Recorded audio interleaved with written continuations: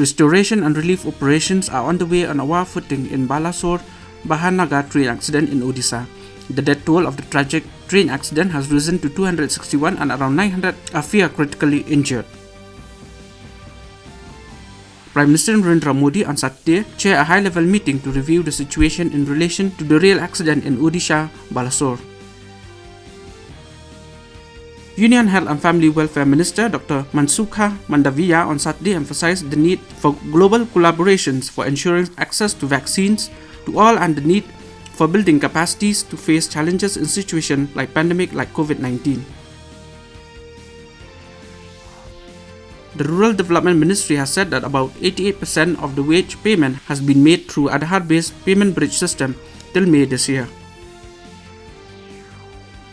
India's men team will take on Great Britain in the FIH Pro League at Lee Valley Hockey and Tennis Centre in London this evening.